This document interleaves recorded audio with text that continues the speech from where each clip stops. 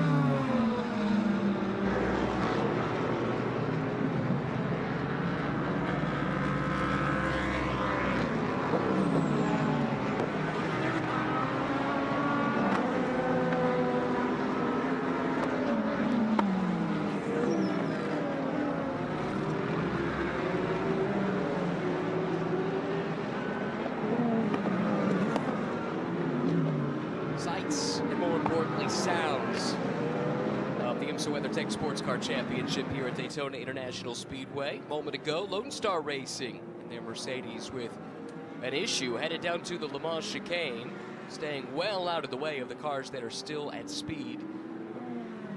Something seems to be amiss for that team.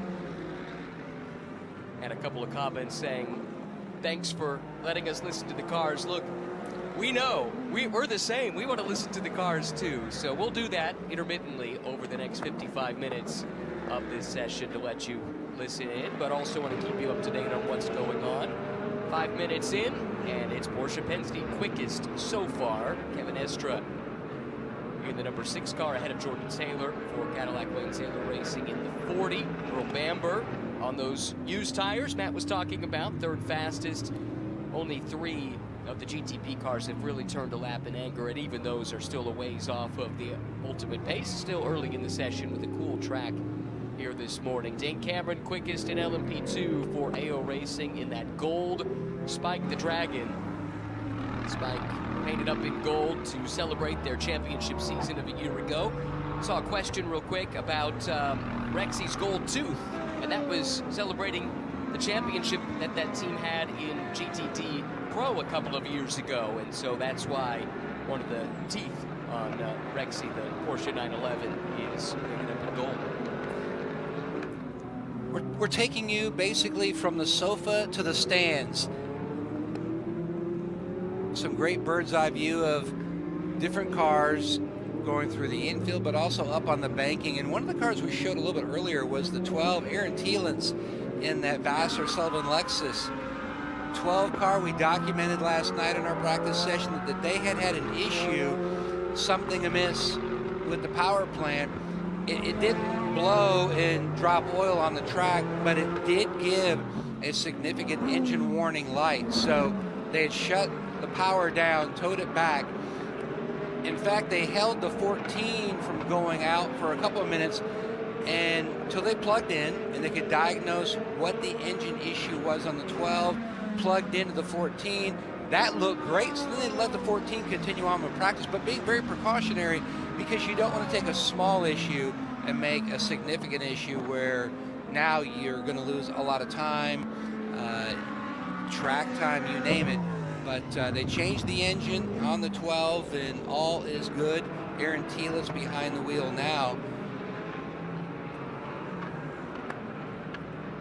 And Felipe Nasser, you're watching him go up into through the infield. There's also the 6 you mentioned. They are currently P1 now. Felipe Nasser P5 early in this session, and what an off season he has had. Had a shot to win the championship again. His teammates on the 6 pulled that off, but locked and loaded this year. A couple young guns that he's going to share the car with throughout the season. But also in December, and you're going to have to go on the IMSA Endurance Hour podcast next Wednesday to hear the whole story. But he proposed to his longtime girlfriend, Julia, and he did it in a way that guys would love because it created some question marks in her mind of like, why am I getting this for Christmas? So not to give away much more of the story, you're going to have to tune in to the IMSA Endurance Hour podcast next week. We've got so many stars with great stories that are going to be on the season opening episodes. So make sure you go to IMSA's YouTube page or wherever you chase your favorite podcast at Apple or Spotify. You can listen to the show there. That's quite a tease. And that comes out Wednesday. Cannot wait. We've got people that actually show tattoos. Okay. That are significant because it has a connection to race victories. And who that might be, what it could end up looking like if they win the Rolex 24 again. Okay. The entire team may be staying the night in Daytona and heading down to Main Street and getting some tats. But stories like that, we try to take you off the grid, off pit lane, like you're hanging out with your buddies by a fire pit. Yep. Having a little hydration and then just letting loose on cool stories. And that will be one to look forward to when that show drops on Wednesday. We got a question a moment ago, I think it's a good one, asking what the feedback has been on the new Michelin tires. We talked a little bit last night about the new look of them. And somebody, we were saying, we kind of thought it looked like maybe lizard scales or snake skin. But I saw something about, one commenter said they looked kind of like the dry, cracked desert landscape. And I kind of see that in it as well. And if you don't know what I'm talking about, we'll get a picture at some point here of what the new Michelin looks like right out of the mold. I know that the thought process was to make tires that would warm up faster, help in the overnight, help in a championship. Now, well, across the board, here they've never really had tire warmers in the U.S., but in the World Endurance Championship, they've gone that route, and they were hoping to get a tire that would warm up a little bit quicker. Have you heard much from the teams and drivers, their initial feedback? I spoke to, the 22 locks up that right front. I spoke to Alexander Sims when I was leaving the garage this morning, and I asked him just where they were on things. He said the Corvette bunch felt pretty good because we're just trying to learn the new tire a little bit. And I said, do you get a significant different feel 2026 tire versus the old tire? He says, it's not that big of a change, but there is a little change. And so you're trying to just pinpoint all the little nuances, because when something is new, you know, you have to go and run through your system of what you're looking for feel-wise. And he said that's exactly what they're doing. So it's a nice change. He goes, but it is a change. Well, it goes to show, even for teams that have the same car, the same driver lineup as a year ago, why a test like this is so valuable. There are little tweaks in the regulations, or when you get a new tire thrown your way. Oh, and there's a great shot of the Mustang, both the 64 and 65. We saw the 65 pulling out, the 64's in the box. And another one of those teams that has a new livery, new branding. They've gone from Ford Performance to Ford Racing. Also changed up predominantly from the red, white, and blue to the blue and white. And we touched on last night, we had a couple different questions just about how teams can tell the difference in the different light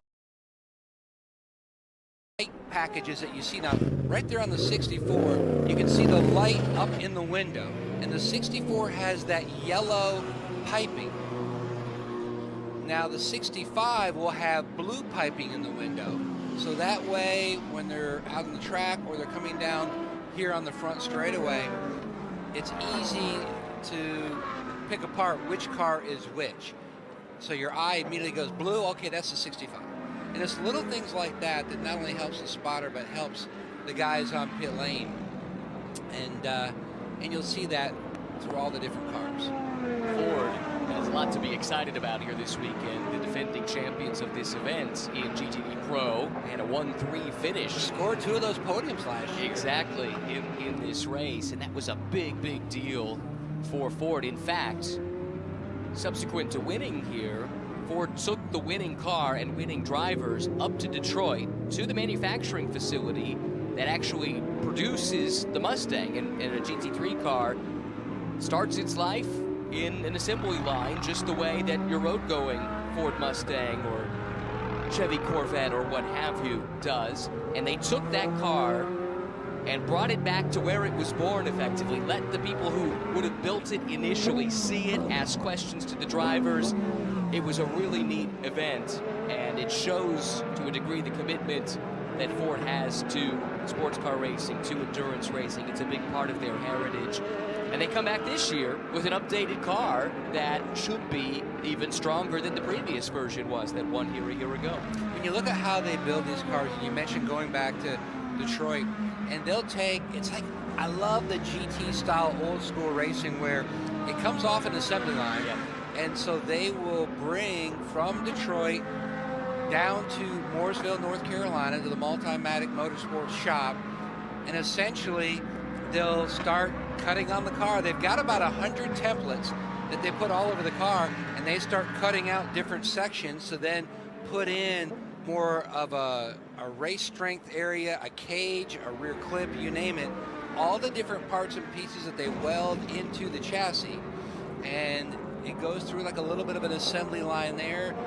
They've got a body department, which looks like a surgical room. Everything has its place. It was so impressive. The two Mustangs that are down here have 3 sets of body panels for everything. And you go back to looking at the 64 and you can see the whole new livery. Well, think about it. You've got somebody who has to vinyl the door, vinyl the quarter panel, vinyl the rear fascia, the wing, the roof, the nose, you name it. Now you're going to multiply that by 3 per car. Multiply that by a second car. Exactly. And that's a lot that goes on, a lot that goes in the haulers. Oh, and by the way, they had to re-vinyl the haulers as well. So you just can't say the season's over in October. Let's start pulling out the vinyl and doing wraps in November. You know, this has a long rollout process. But I love the new livery on the Mustang. It is sharp. Looks great. Right now it's Dennis Olsen in the 64 that we're watching go around. We talk about the fact this is an Evo version of the Mustang. That Evo kit targeted improving aerodynamics, kinematics, and braking. The front dive plans that they've added to the front of the car, that's probably the most noticeable visual change. There's a lot of changes under the bodywork and a new braking package as well. And it started with the nose. You've got the new dive planes. All of a sudden now you're working on air. You're working on how to push the air through and around the car. They were able to go to bigger brakes because you have to remember when they homologated this car, there were certain parameters or certain boxes that they had to stay within.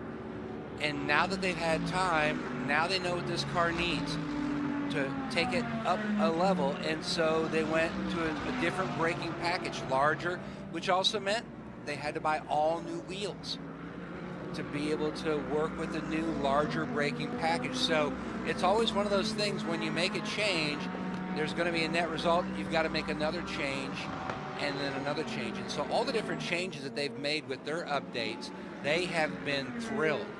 So just another one of those teams with high hopes.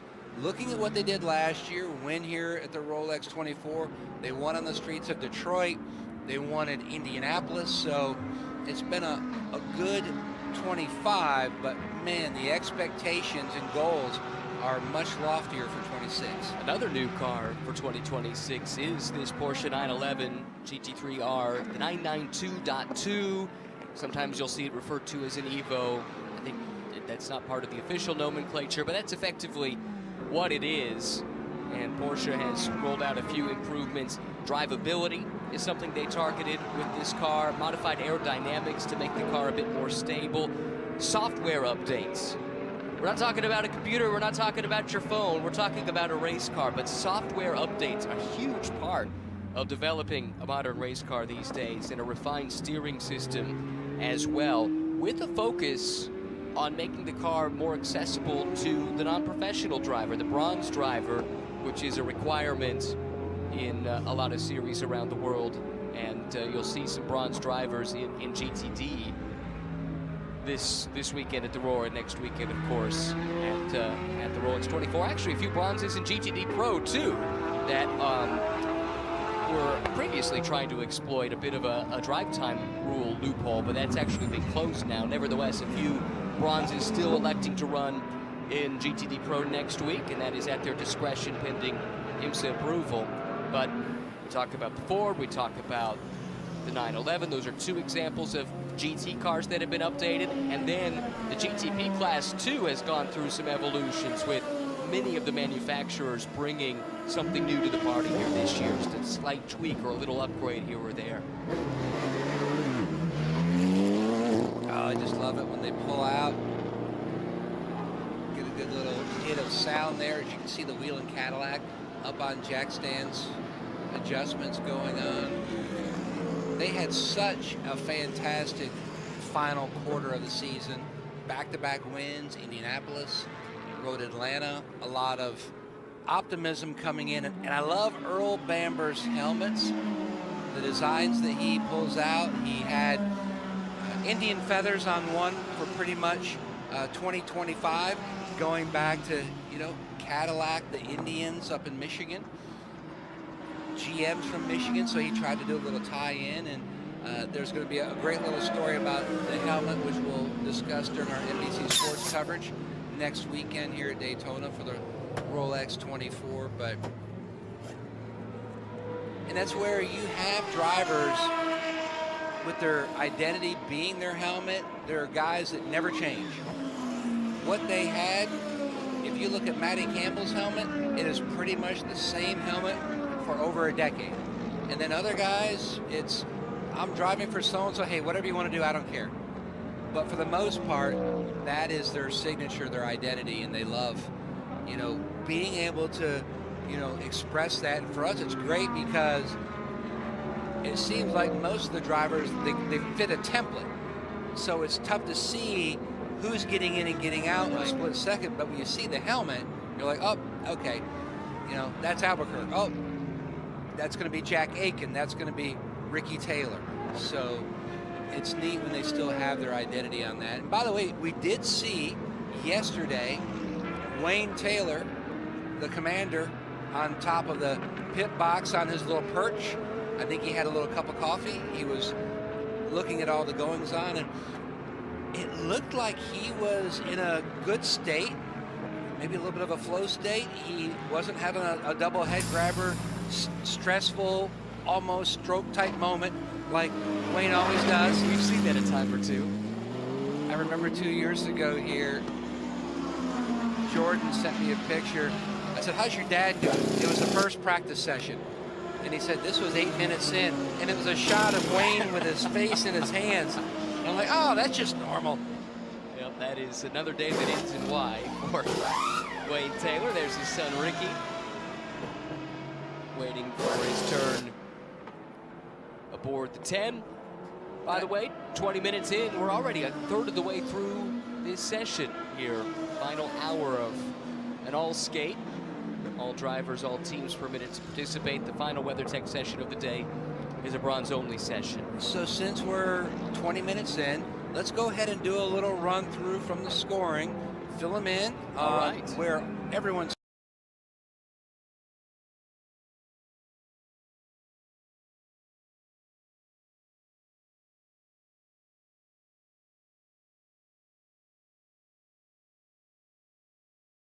temporarily lost audio from the test there as well. Grosjean looking good though. He was actually SE as well, just mentioning the chat.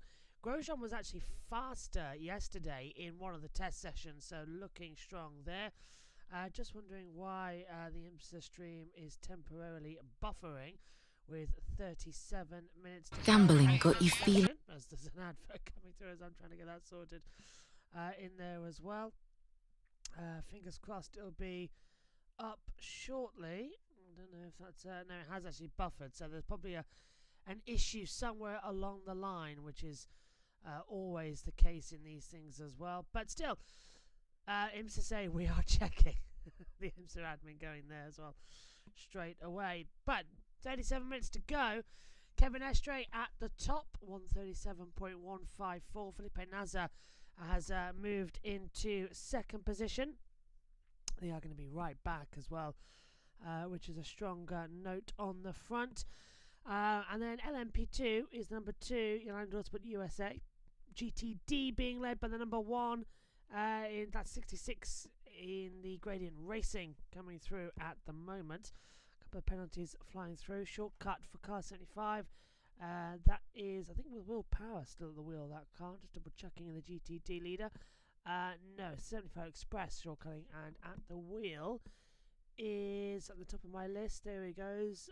Humble as well at the wheel on lap 11 has gone down. So not good that we've lost temporary pictures, but that is just we've had the same thing. It buffers sometimes when you come through on the stream. And we've had that several times, having problems. We are checking. Still looking okay so far. If anybody needs to double check what's going on here on JB Motorsports, we'll be having this afternoon session live as well, and that's coming up at 7:30 UK time until 9 o'clock for all of the action. IMSA still say we are still checking. So there's something just into him with the systems as well, just not having enough coming into it. They've had issues before as well, which is normal. How many cars out on the circuit? 51 out on the track. 9 cars are still in the pit lane, which is there or thereabouts okay. It's getting very busy in the middle section. Not a lot of action going in to Speedway 4. There's a nice break there for the 45 not to have much angle out on the circuit. There's still a lot of in the infield section. That's going to be traffic city when they come through. Still 35 minutes to go. On track action looking so far so good as we wait to get our IMSA stream back up and running.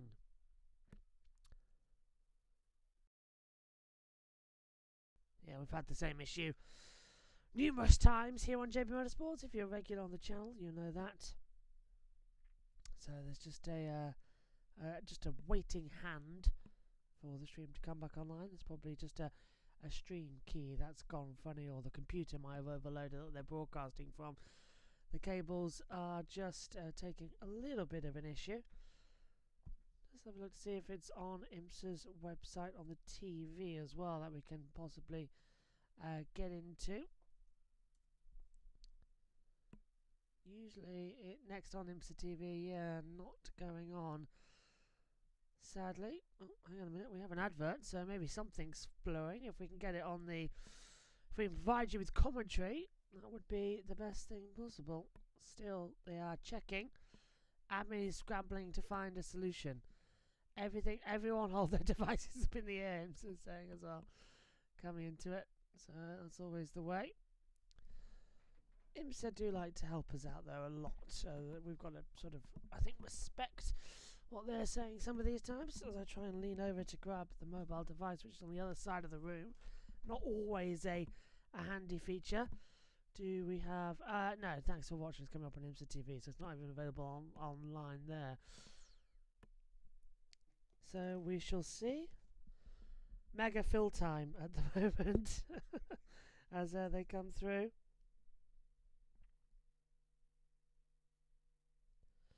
Update, our TV compound lost internet. They're trying to get it back. So that's what's happened. They've lost audio down there in the pit lane. So while we try and get it back, we're going to send you back with some commentary. A great record here at Virginia International Raceway, and we've got a long way to go. 2 hours and 40 minutes here is a long way. Carroll Shelby once said, 1 lap around VIR is like 6 at Watkins Glen. Gives you an idea of the intensity.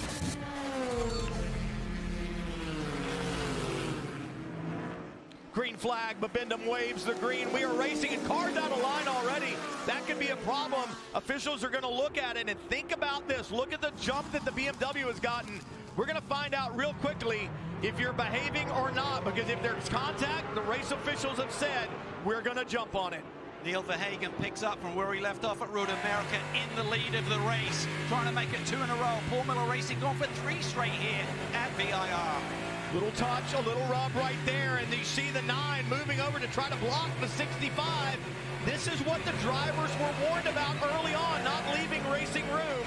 We'll have to see what the officials say about this as the 12 moves to the outside. Contact signage, I believe, up in the air. 2 of the Mustangs off. I think Vavishma had gone for a ride, and then in the backdrop, the silver Mustang, Altsman, he goes off the racetrack as well. So much for the drivers' meeting, trying to lay down the law. Marco Mappelli aboard the number 9, the Lamborghini of FAF Motorsports, really aggressive there, trying to close the door. We'll have to see if the officials say anything about that. But Mappelli really involved on trying to squeeze that Mustang to the outside. Take a look. Take another look. This is as they enter the snake. Just too many cars trying to coexist on a narrow piece of the racetrack. You see the WeatherTech signage go flying, stays off the racetrack. This is on board Onofrio Triazzi, who qualified 3rd in GTD. Look how close it is here. Hawksworth elbows his way through. The Beast goes for a ride over the curb. And as he comes back on racetrack, you see the chaos behind him. I really don't think it was Hawksworth. I think it was Mappelli that really kind of started the entire thing. So early on, there's pushing and shoving. What did the race director say, and what did the drivers hear?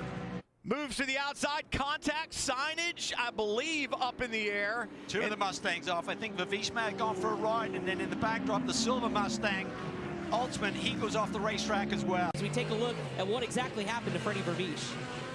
Pele just kind of forces him out to the outside, and once he's out there, Hawksworth slides up the inside. He has nowhere to go. Yeah, I think that was just racing action. I mean, I don't think there'll be any consequences on that one. But we are restarting. BMW's up front. See if things calm down a little bit here on this restart. We talked about the championship leader in GTD early on. Bryce Ward started second. He's back at 7th in the GTD field. Yeah, Russell Ward again putting a tremendous qualifying performance, qualifying second in class right behind the pro, Jack Hawksworth, as Hawksworth and Parker Thompson switch things up a little bit here for the qualifying run in the sprint race. Typically it's Thompson who qualifies the car, but they recognize track position here at VIR is so important. Here's a look at that incident as they go down the back straightaway into 14. Yeah, and it's really tough to coexist. It's a really tricky brake zone. You see Gallagher there, kind of driver's right, and he kind of arches into the middle of the road. Osman kind of gets up on the curb and just kind of gets into the side of Gallagher, but yeah, and it makes it tricky when you get to the middle part of this race and you start to get those marbles offline to make a move around the outside. There is a problem for Uri Fidani. No, it's actually Brendan Ariva for the Ferrari. Yellow livery, similar. He's got one of those WeatherTech boards. Maybe you can find a safe piece of the racetrack. There's actually an alternative pit lane as you come out of Oak Tree. He could maybe go over there and just hit the brake and see if he can lose that. Otherwise, he's losing really critical air to the front radiator grill there. Well, the other thing I'd be worried about is it sliding underneath the right front tire and losing steering. As he comes off the corner, he needs to go to that lane right. He can go to the pit lane right there, and he missed it. Yeah, he's trying to just use it's not gonna violent steering there to get rid of it, but the downforce that's being generated by plowing down this straightaway at 160 is just pinning it to the nose, Chris. Yeah, Calvin, just as you guys were talking about, they told him best opportunity down the back straightaways. You see it now fly off the right front. So job well done, but almost ran out of time because they didn't want to get to the roller coaster with that thing on the front end. But job well done as that car finally gets rid of that banner. It's lucky that it came off top of the screen. You see where he picks it up as he's going through the snake. Just gets it wrong. Such a rhythm section, very much like the climbing S's. Off the racetrack, Klaus Bachler had an issue. Well, I'm delighted to say that we can stop that because the TV pictures, I believe, are returning to us. I'm not 100% sure if that's going to be the case, but I think they are good. No, I think we jinxed it. Back to the comms. Dropped the wheel. Bachler's through, and did he get a little bump there? I heard something. I heard it. Did he get some help? Now, we talk about Katzberg, the 77 has typically been Heinrich that he's got involved with throughout the course of the season, but this is his teammate Bachler behind the wheel. Take a look, tails away here as they go through turn 5. That one's kind of hard to call. You're side by side coming off a left-hander, going into a right-hander. Where is Nicky Katzberg supposed to go? Yeah, but the way they've called it so far today, Brian, I talk about consistency. There's not a lot different to what Hawksworth got for his call, and now that incident is under review. I believe it's Mike Rockefeller would have jumped on board that car, taken over from Sebastian Prio, who gets around Albert Costa there on pit lane. Here's the pass. Once you got the overlap, you get that right to exit pit lane in front. Back up and running, but the fun hasn't stopped. Okay, it looks like we are slowly getting the live stream back on TV pictures. It's taken a while. But I think it will be operational shortly. It's just taking a little bit to jump back in. Let's head back over to the commentary team. And we are back. Let's head back over to them now. We need to give is the fact that there was a little fandango over at the Le Mans chicane. We showed the 93 from Acura Meyer-Shank Racing, and at the time, now Nick Yellowly is in the car now. Oda was in the car. Yes. Had a little spin, no harm, no foul, brought it to pit lane, made a driver change. Nick's in the machine now. They've logged 16 laps during this session, and one of the gentlemen I bumped into on my little coffee stroll through the paddock this morning was Philippe Albuquerque. And I said, what's the game plan for today?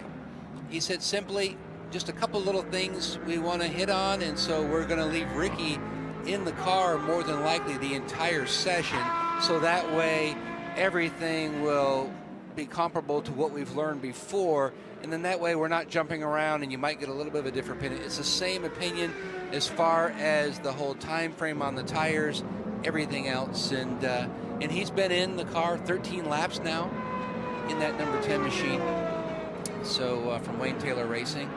And when you look down through, you can see the Valkyrie back out there. I know their fans are just going crazy, like it's the Powerball lottery is hit, hearing that car out there.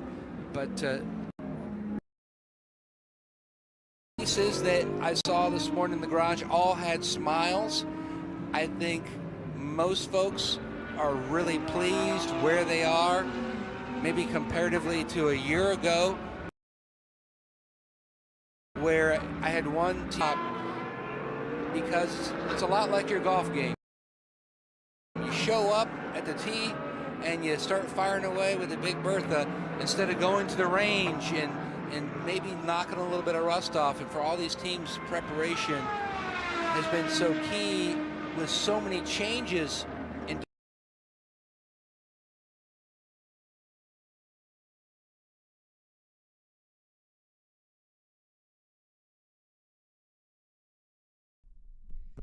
It has gone off again. The afternoon is not doing all too well, is it? Trying to get this one sorted. I feel for them so much. I know the bears of internet issues coming through again and again and again. It is a pain in order to get it right, but hopefully they'll sort it soon. But yeah, internet off again. So 23 minutes to go. And it is the JDC Miller Motorsports at the top in GTP, 137.099, LMP2 being led by Miko Jensen, United Autosports number 2 USA. GTD being led by Gradient Racing number 66, 75 Express leading in GTD Pro as things moment. So IMSA has lost the TV pictures. I know this afternoon they're not showing the last session of the day, so at least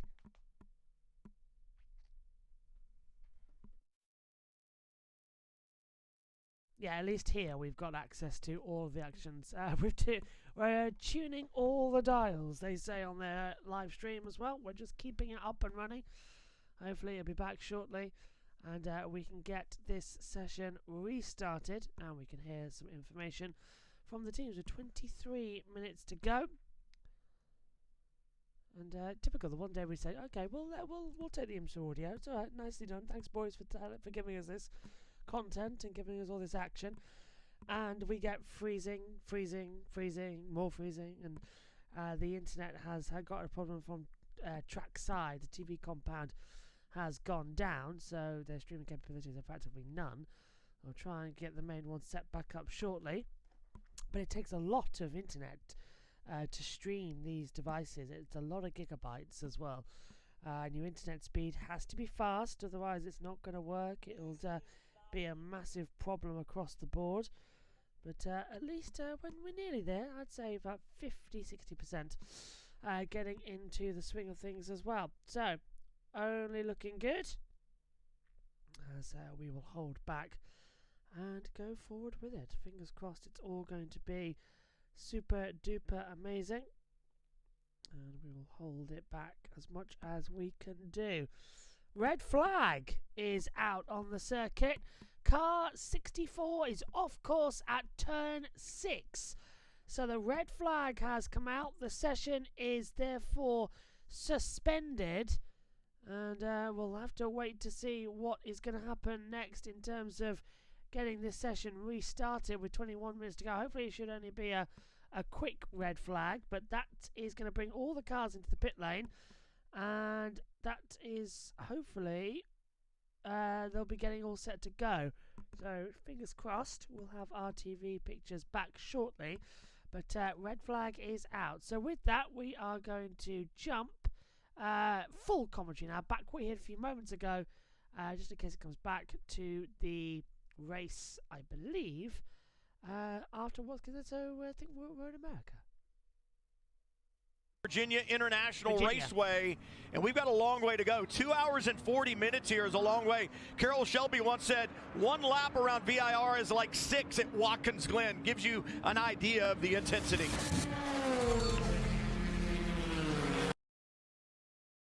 Position here at VIR is so important. Here's a look at that incident as they go down the back straightaway into 14.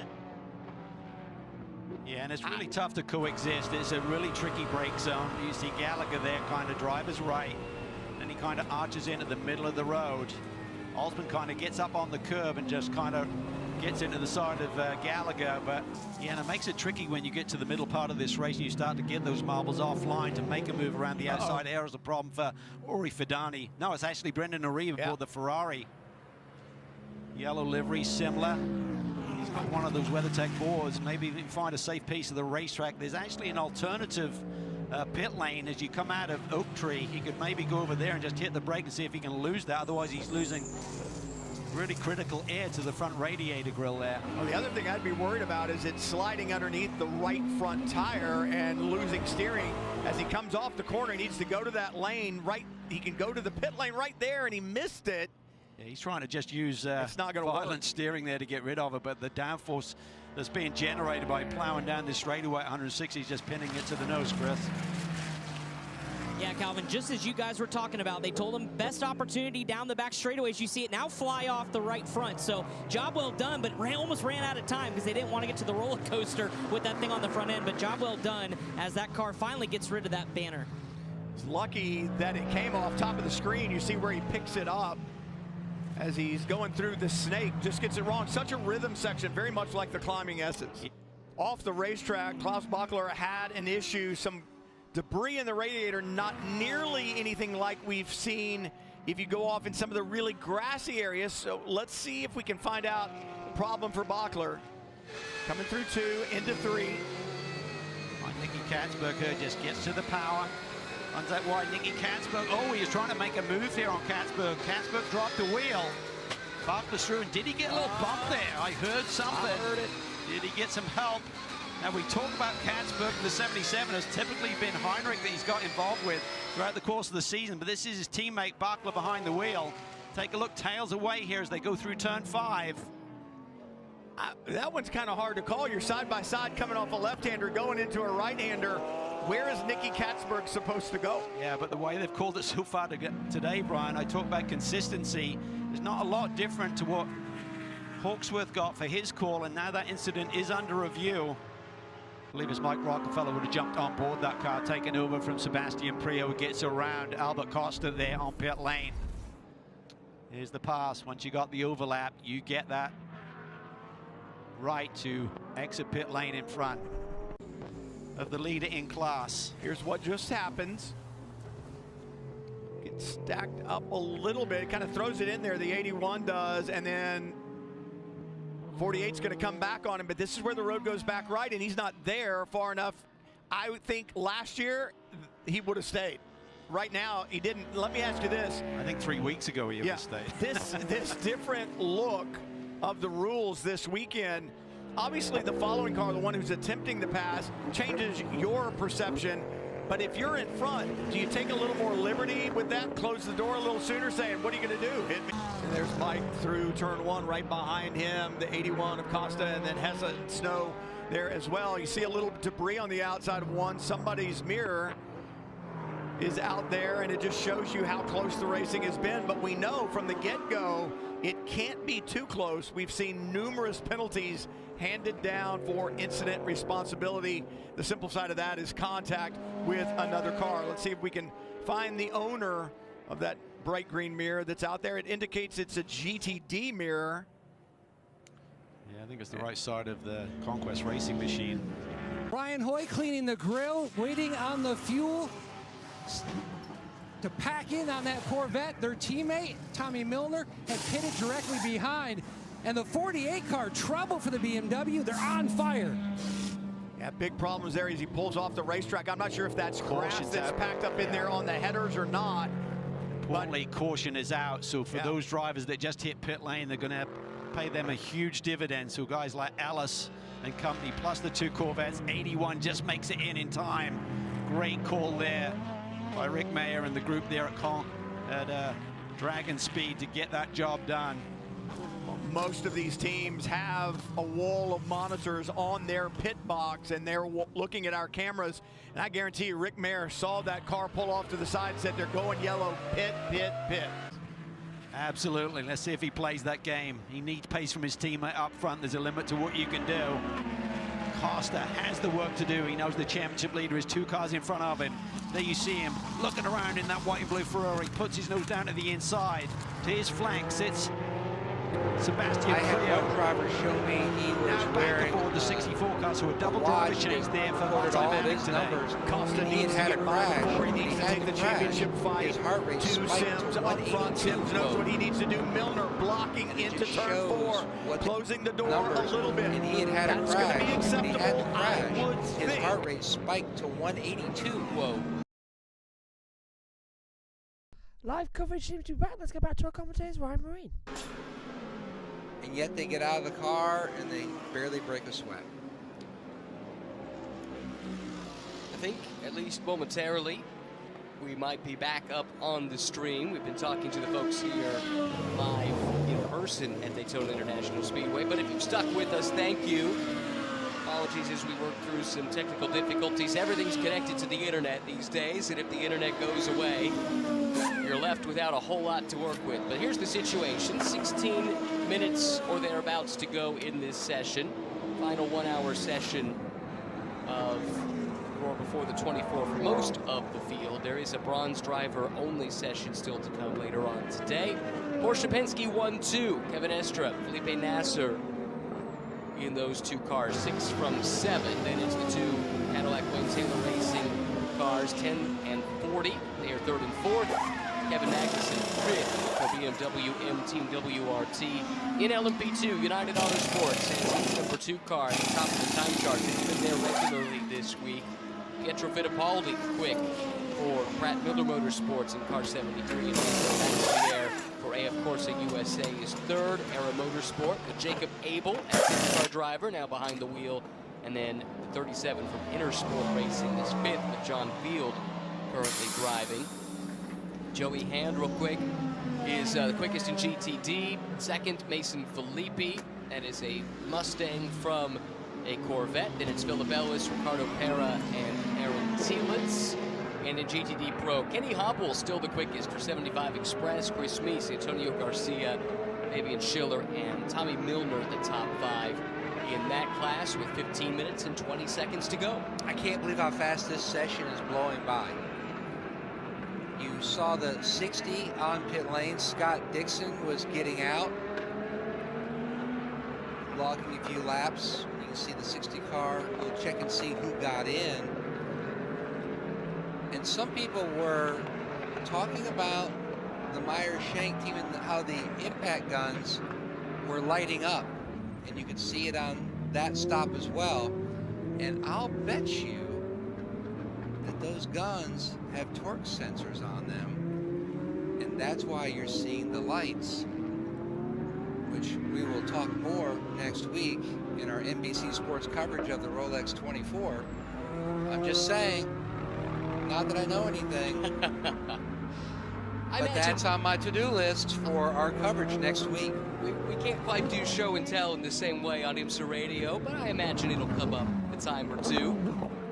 However you choose to join us for the race, if you're here in the States watching Matt and all of our friends on NBC and Peacock, and then the rest of the IMSA Radio crew is en route now. John Heinhoff, I saw a couple of people asking about him. He's en route from Dubai, where he was busy calling the 24 Hours of Dubai this weekend. The rest of the crew will be on site here in a couple of days' time. A couple of different options for how you can tune in over the course of the 24-hour race and really all weekend long in the build-up to the Rolex 24.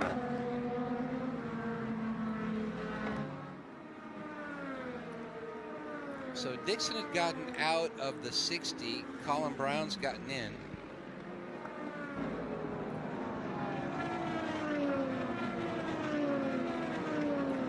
We're talking about drivers who keep their helmets the same year after year. Earlier, Colin Brown's one of those. It's got the Lone Star of Texas on it, but its colors are inspired by the helmet of Fermin Velez, who Colin's father Jeff engineered with Team Scandia longer ago than I care to admit. And he always tries to keep that theme. He loves those colors, and that's his brand identity.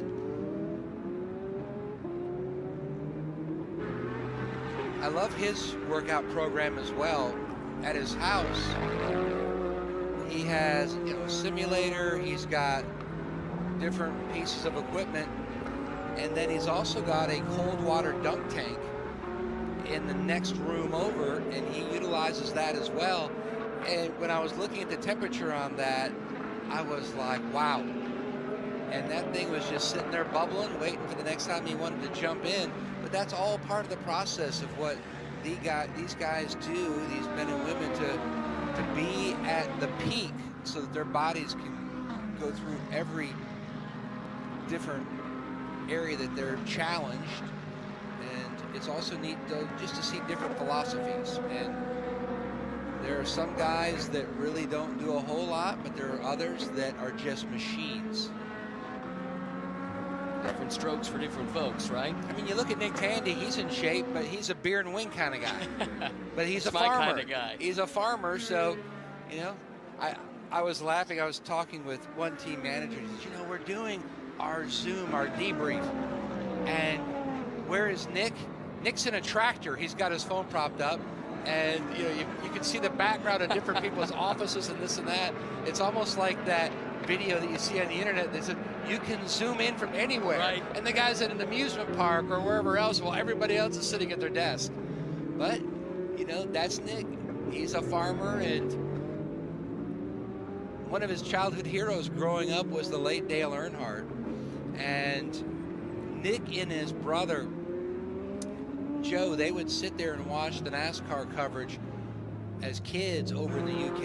And Nick picked Dale Earnhardt as his favorite. His brother Joe picked Bill Elliott, the red car. And so he was always an Earnhardt fan.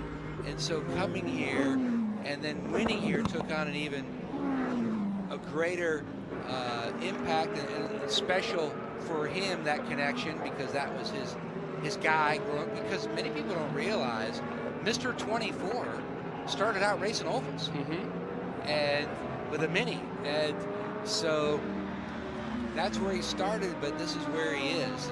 This year he'll be in the 77 at AO Racing. Back in a GT, holy smokes, it's going to be exciting. I think so too. That team, certainly with some changes in the driver lineup, but they are loaded for bear. Championship winning team in GTD Pro a couple of years ago. AO Racing won in LMP2 last year here at IMSA. I love that shot because for a brief moment at least, you had all three categories, if you will, in one picture. The GTP car going way up high on the 31 degrees of banking. That's the top class, just motoring on by. Then you had the LMP2 car with the GTD class, GT3 spec car to the inside, just showing the speed disparity between the classes, which is what makes sports car racing so much fun. And this race, such a challenge. 60 cars entered for next weekend. Unlike Le Mans, where it's a large, sprawling track, plenty of opportunity to pass one another, here it's much more condensed. The traffic density in IMSA, and in this race in particular, creates a massive challenge. So, again, these testing sessions here are extremely important for new drivers, maybe, drivers who come from a single-seater background or from a NASCAR background where they don't do multi-class racing regularly, to get a sense of closing speed, to get a sense of what the cars in other classes are likely to do, so that they're better prepared for when it really counts next weekend. 6.5 minutes to go. What do you say, we crank it up one more time, or do you got another? As Dougie Fresh would say, 6 minutes, 6 minutes. Let's go. All right, we'll lay out and let you listen for the next couple of minutes here as we close out the final all-skate of the Roar Before the 24.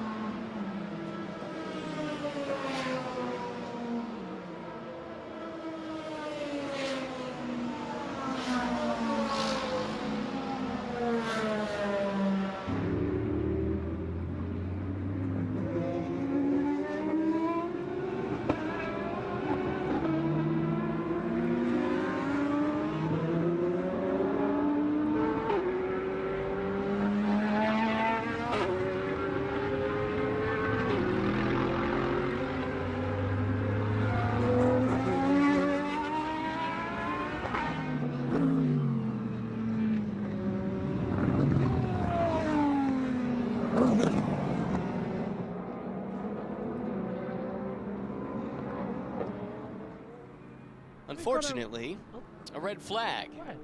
No reason why has been communicated to us just yet, but that puts a bit of a damper on Car the end of 21 this session. stops 3 at minutes to 6. go. Testing here for next week's Rolex 24 at Daytona. Glad you folks could join us and hope you enjoyed the sights and the sounds. And IMSA has decided this session will not be resumed, so the checkered flag and the red flag simultaneously. Matt, this has been fun. We didn't know we were going to be doing this until a few hours before last night when we did the night practice, and we figured we'd do it again this morning. We had dinner in Daytona. I wish I had known, because I would have gone over to Mr. Witch Deli and got some of my favorite pizza. We could have had that last night.